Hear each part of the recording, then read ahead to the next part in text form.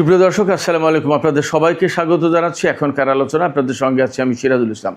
দর্শক, আপনারা সবাই অনেক সময় বলে থাকেন যে ইরান যুদ্ধ আসলে আমাদের কি দেখিয়ে দিল, কি শিক্ষা দিল এবং আমরা আসলে কি করতে পারি, আমাদের সামরিক সক্ষমতা আমরা কিভাবে ঢেলে সাজাতে পারি এবং আমাদের সামরিক সক্ষমতা ঢেলে সাজানোর জন্য কি করা দরকার।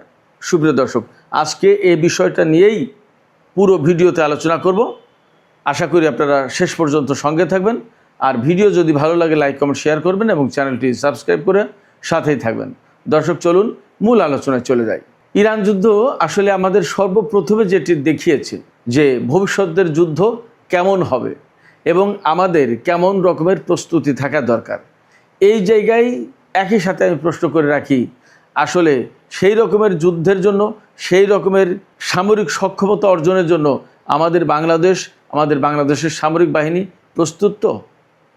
চলুন আমরা দেখি ইরান যুদ্ধ আসলে কি শিক্ষা দিল, কি দেখালো, কি বুঝিয়ে দিল। সর্বপ্রথম যদি আমরা বলি, ইরান যুদ্ধে ইরান কি ব্যবহার করেছে, পাশাপাশি তার অপোনেন্ট শক্তি যারা, তার শত্রুপক্ষ যারা ইরানের বিরুদ্ধে হামলা করেছিল, তারা কি ব্যবহার করেছে, এইগুলো যদি আমরা মোটামুটি তুলনামূলক একটা আলোচনা করি, তাহলে আমাদের কাছে পরিষ্কার হবে যে কে কি উপায় ব্যবহার করে কতটা এগিয়ে গেল। আমেরিকা প্রধানত জোর দিয়েছে বিমান বাহিনীর উপরে, নৌবাহিনীর উপরে, বিশাল বিশাল নৌজাহাজ, বিমানবাহী রণতরী বিমান এবং কিছু ক্ষেপণাস্ত্র। আর ইসরায়েল নৌবাহিনীর উপরে খুব একটা ভরসা করেনি, কারণ সেখানে সেইভাবে প্রয়োজন নেই। ইসরায়েল মূলত ভরসা করেছে বিমান বাহিনীর উপরে, কারণ সীমান্ত যেহেতু নেই ইরানের সাথে ইসরায়েলের, অতএব স্থলবাহিনী বা ট্যাঙ্ক, কামান এগুলোর ব্যবহার এখানে করা যাচ্ছে না। অবশ্য সংযুক্ত আরব আমিরাতে ইসরায়েল উপস্থিত ছিল বলে সেখান থেকে তারা যথেষ্ট পরিমাণে ক্ষেপণাস্ত্র ইরানের বিরুদ্ধে ব্যবহার করার চেষ্টা ব্যবহার করেছে, কথা মোটামুটিভাবে বলা যাচ্ছে। তো ইরানের শত্রুপক্ষ যারা, তারা ইরানের বিরুদ্ধে কী ব্যবহার করেছে, একেবারে সরাসরি যদি বলি, বিভিন্ন ধরনের, বিভিন্ন রেঞ্জের, বিভিন্ন সক্ষমতার বিমান থেকে ক্ষেপণাস্ত্র, বিমান থেকে বোমা এবং জাহাজ থেকে টমাহক ক্রুজ ক্ষেপণাস্ত্র, ব্যালিস্টিক ক্ষেপণাস্ত্র, এগুলো ব্যবহার করেছে ইরানের বিরুদ্ধে। সেক্ষেত্রে আমেরিকা এবং ইসরায়েলের প্রধান অস্ত্র ছিল বিমান, এতে কোনো সন্দেহ নেই। এই জায়গায় আমেরিকা এবং ইসরায়েলকে বিমান হামলার ক্ষেত্রে যে বিষয়গুলো বা যে উপকরণগুলো সহযোগিতা করেছে তা হচ্ছে radar system, early warning system, অ্যাওয়াক্স বিমান, তারপরে ক্ষেপণাস্ত্র প্রতিরক্ষা ব্যবস্থা, ইলেকট্রনিক ওয়ারফেয়ার সিস্টেম ইত্যাদি। এর বিপরীতে ইরান কিভাবে যুদ্ধ করেছে? ইরান এগুলো মূলত মোকাবেলা করেছে। প্রথম কথা, ইরানের কাজ ছিল কিন্তু দুটো। একটা হচ্ছে ইরান এইগুলো মোকাবেলা করেছে যাতে এইগুলো থেকে ইরান একেবারে ব্যাপকভাবে ক্ষতিগ্রস্ত না হয়ে যায়। ইসরায়েল এবং আমেরিকা যে হামলা চালিয়েছে, এই যে বললাম কিছু কিছু ড্রোন তো পাঠিয়েছে, ড্রোন, ক্ষেপণাস্ত্র, বিমান, যা দিয়ে হামলা চালিয়েছে, সেগুলো যাতে ইরানের উপরে একাধারে না পড়ে, বৃষ্টির মতো না পড়ে, সবগুলো যাতে হিট না করে, ইরান সেই চেষ্টা করেছে। অনেকগুলো ক্ষেপণাস্ত্র ভূপাতিত করেছে, কোনো বিমান ভূপাতিত করেছে, ইরানের আকাশে ড্রোন দিলেই সেটা ভূপাতিত করে ফেলেছে। এরপরে কোনো যুদ্ধ জাহাজ ইরানের ক্ষেপণাস্ত্র টার্গেটে এসেছে, সেখানে হামলা চালিয়েছে। তো এভাবে ইরান শত্রুপক্ষের অস্ত্র মোকাবেলার ক্ষেত্রে প্রধানত ব্যবহার করেছে দুটো জিনিস, একটা হচ্ছে ড্রোন আর একটা হচ্ছে ক্ষেপণাস্ত্র। আর টোটাল যুদ্ধ ব্যবস্থায় ইরান আরও ব্যবহার করেছে তা হচ্ছে electronic warfare system, electronic jamming system, cyber security, cyber attack, এই সমস্তগুলো সব ব্যবহার করেছে। তারপরে আমরা তো দেখেছি যে কুয়েতের ক্যাম্প বুয়েরিং এয়ারবেস যেটা, সেখানে বিমান হামলা চালিয়েছে। তার মানে ইরান বিমানও ব্যবহার করেছে স্বল্প মাত্রায়।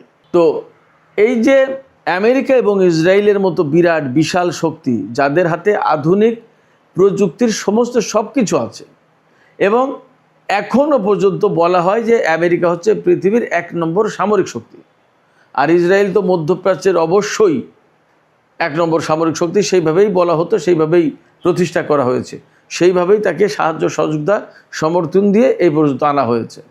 এবং এই সাহায্য সমর্থন মূলত আমেরিকা এবং পশ্চিমা দেশগুলো দিয়েছে। আর পশ্চিমা দেশগুলো রসদ জুগিয়েছে মধ্যপ্রাচ্যের বহু আরব দেশ, তারা হয়তো জেনে দিয়েছে অথবা না জেনে দিয়েছে, যেভাবেও তাদের রসদ ইসরায়েলকে ফুলিয়ে ফাঁপিয়ে তুলেছে। তো এই যে বিরাট বিশাল দুটো শক্তি, এই দুটো শক্তির বিরুদ্ধে একাধারে একা লড়াই করেছে ইরান। এবং ইরানের পক্ষ থেকে গতকাল বলা হয়েছে যে এই যে যুদ্ধ গেল, সেই যুদ্ধে নেটো দেশগুলো সরাসরি যুদ্ধে না জড়ালেও আড়ালে থেকে তারা আমেরিকা ইসরায়েলকে সহযোগিতা করেছে, এগুলোকে জবাবদিহির আওতায় আনবে ইরান, এইরকম কথা বলেছে। যাই হোক, সেটা পরের আলোচনা। তো এই যে ইসরায়েল এবং আমেরিকার মতো বৃহৎ শক্তির যাদের হাতে আধুনিক টেকনোলজি সব কিছু আছে, তাদের বিরুদ্ধে ইরান যুদ্ধ করলো প্রধানত ড্রোন এবং ক্ষেপণাস্ত্র দিয়ে।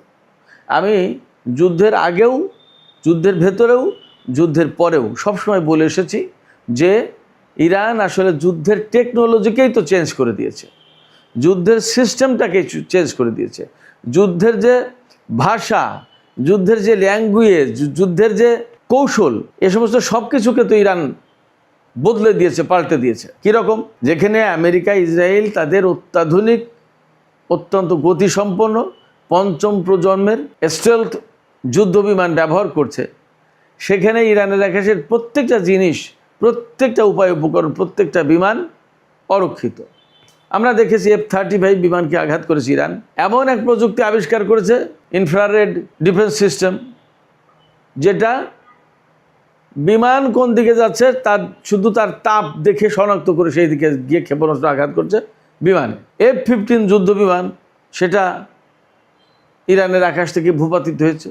আর ড্রোন গেলে তো একের মুড়ি মুড়কির মতো ফেলেছে। এই রকম বিপর্যয়ের মুখে আমেরিকা পৃথিবীর ইতিহাসে কোথাও পড়েনি। কি দিয়ে এই বাজিমাতটা করলো? মেইনলি ড্রোন এবং ক্ষেপণাস্ত্র দিয়ে। ড্রোন এবং ক্ষেপণাস্ত্র পরিচালনা করতে গেলে নিজস্ব এবং উন্নত মানের ক্ষেপণাস্ত্র প্রতিরক্ষা ব্যবস্থা বা এয়ার ডিফেন্স সিস্টেম বলতে যেটা বোঝায়, missile defence system, air defence system, আপনি যাই বলেন, এগুলো দরকার। একটা সমন্বিত, একটা কোঅর্ডিনেটেড ডিফেন্স সিস্টেম দরকার, সেগুলোও কিন্তু দরকার। দেখেন, ইরানের আকাশে যখনই তার স্টিল জঙ্গি বিমান পাঠিয়েছে, এমনকি 2019 সালের 20শে জুন ইরানের আকাশ সীমায় পারস্য উপসাগর দিয়ে পাঠিয়েছিল আমেরিকা সেই সময়কার সর্বাধুনিক ড্রোন গ্লোবাল হক। এই গ্লোবাল হক ড্রোন সেই সময় সবচেয়ে আধুনিক ছিল।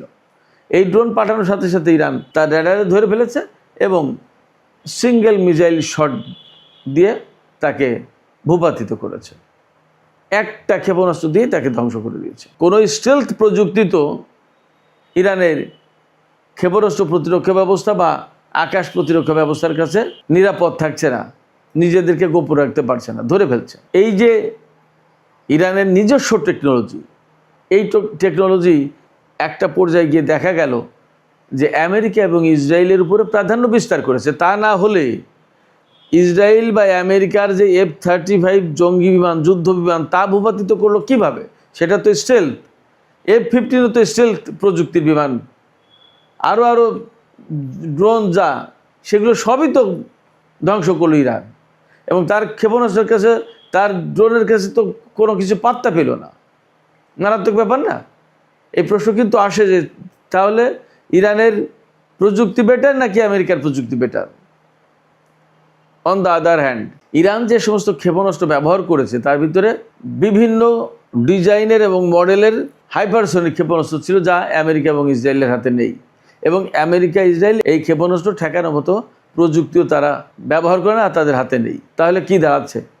তাহলে দাঁড়াচ্ছে যে ইরান তুলনামূলক কম শক্তিশালী অর্থনীতির দেশ হওয়ার পরেও, নিষেধাজ্ঞার ভেতরে থাকার পরেও, দীর্ঘদিন যাবৎ কারোর কাছ থেকে কোনো অস্ত্র না কিনে নিজেই অনেক কিছু তৈরি করে ফেলার পর দেখা যাচ্ছে যে আমেরিকা এবং ইসরায়েলের চেয়ে তার প্রযুক্তি ভালো কাজ করলো যুদ্ধের ময়দানে, তো পরিষ্কার। তাহলে এখান থেকে প্রথম এবং প্রধান শিক্ষা হচ্ছে যে এই মুহূর্তে আধুনিক যুদ্ধ বিমান খুব গুরুত্বপূর্ণ, তাতে কোনো সন্দেহ নেই। বিমানের গুরুত্ব আমি কমিয়ে দেখছি না, কিন্তু সেই বিমানের চেয়েও জরুরি জিনিস হচ্ছে ক্ষেপণাস্ত্র এবং ড্রোন।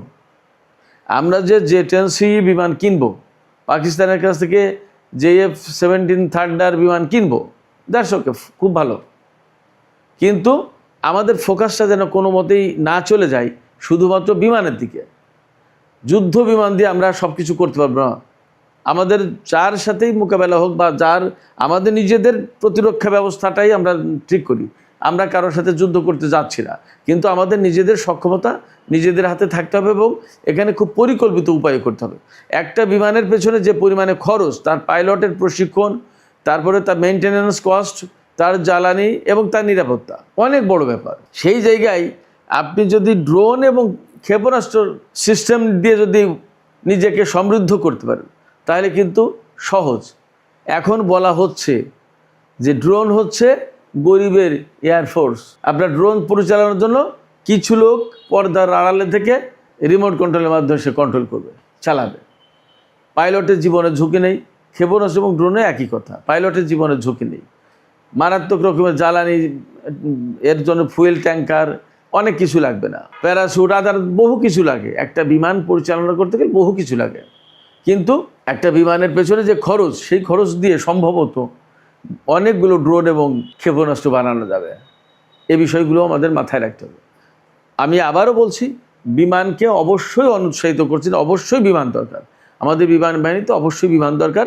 সাথে সাথে ড্রোন এবং ক্ষেপণাস্ত্রের ব্যাপক সমৃদ্ধি এবং ব্যাপক পরিমাণে আমাদের হাতে থাকা দরকার।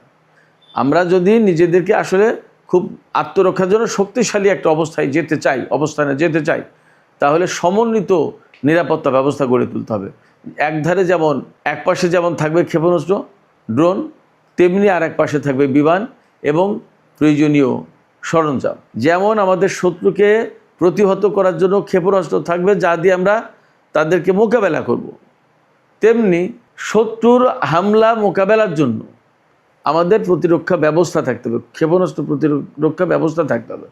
ক্ষেপণাস্ত্র প্রতিরক্ষা ব্যবস্থা যদি একটা কোঅর্ডিনেটেড সিস্টেমের ভিতরে আনা যায়, একটা এয়ার ডিফেন্স নেটওয়ার্ক গড়ে তোলা যায়, তাহলে ক্ষেপণাস্ত্র প্রতিরক্ষা ব্যবস্থা থাকবে, ড্রোন থাকবে, বিমান থাকবে এবং এমন রেডার সিস্টেম থাকবে, এমন নেটওয়ার্কিং সিস্টেম থাকবে যে আমাদের আকাশ, আমাদের ভূমি, আমাদের সমুদ্র সীমা পরিপূর্ণভাবে নিরাপদ থাকতে পারে। এই জায়গায় একটা জিনিস খেয়াল রাখা দরকার, এই যে ড্রোন এবং ক্ষেপণাস্ত্র এগুলো কিনে নিজেদের ভান্ডার যদি আমরা সমৃদ্ধ করি, বড় করতে চাই, তাহলে কিন্তু খুব একটা কাজে আসবে না, লাভ হবে না। চেষ্টা করতে হবে এবং এইভাবেই বিভিন্ন দেশের সাথে চুক্তি করা দরকার যে তাদের প্রযুক্তি আমাদের এখানে হস্তান্তর করবে, এখানে ফ্যাক্টরি হবে, আমাদের এখানে তৈরি হবে। এবং আমাদের 2030-এর যে ফোর্সেসের গোল, সেই জায়গায় আমাদের সামরিক গবেষণা এবং উৎপাদনের কথা বলা হয়েছে। তাহলে সামরিক গবেষণা এবং উৎপাদনের জন্য আমাদের নিজেদের ভেতরেই, অর্থাৎ আমাদের দেশের ভেতরে এগুলোর উৎপাদনের ব্যবস্থা করতে হবে। এবং এই সময়ে এটা কিন্তু আসলে অসম্ভব কিছু না। দেখেন, ইরানের কথাটা আমি বলি, ইরান এত বছর ধরে নিষেধাজ্ঞার কবলে থাকা দেশ, তারপরেও তার সামরিক শক্তিকে মোটেই দুর্বল করতে দেয়নি, বরং এখন আমরা দেখলাম যে কতটা সামরিক শক্তি অর্জন করেছে। ইরান একাই আমেরিকা এবং ইসরায়েলের মতো দেশকে মোকাবেলা করলো এবং সে টিকে আছে। এই জায়গা থেকে আমাদের নিজেদেরকে গরিব, দুর্বল, ছোট এগুলো ভাবলে চলবে না। আমরা যা আমরা তাই, আমরা এখান থেকেই আমাদের নিজেদের নিরাপত্তা ব্যবস্থা, আত্মরক্ষার অধিকার এগুলো চর্চা করব, এগুলো অর্জন করব। সেই জন্য আমাদের যেমন ড্রোন উৎপাদন করতে হবে, তেমনি ক্ষেপণাস্ত্র উৎপাদন করতে হবে, স্বল্প পাল্লার, দীর্ঘ পাল্লার, মধ্য পাল্লার, বিভিন্ন পাল্লার, এবং এগুলো আমাদের নিরাপত্তার জন্য জরুরি। এরপরে আমাদের ইলেকট্রনিক ওয়ারফেয়ার সিস্টেম আছে, এখন আধুনিক সময় বিভিন্ন গুরুত্বপূর্ণ রেডার সিস্টেম আছে, সেন্সর সিস্টেম আছে, রকেট সিস্টেম আছে। এর প্রত্যেকটা জিনিস আমাদের জরুরি, কোনোটা কিনে কোনোটা নিজেদের ভেতরে উৎপাদন করে এই পর্যায়ে আমাদেরকে যেতেই হবে, এর কোনো বিকল্প সামনে নেই। কয়েক রকমের ড্রোনের দরকার। নজরদারি ড্রোন, যারা গোয়েন্দাবৃত্তি করবে বা তথ্য সংগ্রহ করবে। তারপরে কামিকাজে ড্রোন, যেটা সশস্ত্র ড্রোন, আত্মঘাতী হামলা চালাবে। আবার আর এক রকমের ড্রোন আছে যে ড্রোন ক্ষেপণাস্ত্র বা রকেট নিয়ে গিয়ে লক্ষ্যবস্তুতে মারবে টার্গেট করে, আবার সে ড্রোন অক্ষত অবস্থায় ফিরে আসবে। দুই রকমের ড্রোন আছে। আবার কিছু ড্রোন আছে সমুদ্র সীমার নিরাপত্তা, নজরদারি করার জন্য ড্রোন আমাদের মাস্ট দরকার। এটা খুব একটা সহজ কাজ, কঠিন কাজে সহজ ব্যবস্থা। আমাদের সামরিক বাহিনীর সবচেয়ে ঘাটতি কোথায়? বড় ঘাটতি হচ্ছে আমাদের কোনো অ্যাকচুয়ালি ওইভাবে ড্রোন নেই, সশস্ত্র ড্রোন নেই। তারপরে আমাদের দীর্ঘপাল্লার নজরদারি ব্যবস্থা নেই। দীর্ঘপাল্লার নজরদারি ব্যবস্থা সেটা ড্রোনের মাধ্যমে হোক আর রেডার সিস্টেমের মাধ্যমে হোক, এই ব্যবস্থা নেই। আরেকটা সংকট আছে সমন্বিত ক্ষেপণাস্ত্র প্রতিরক্ষা ব্যবস্থা, আমি একটু আগেই বলেছি। এইগুলোর দুর্বলতা অবশ্যই আমাদের কাটাতে হবে যদি আমরা নিজেদের নিরাপত্তা নিশ্চিত করতে চাই।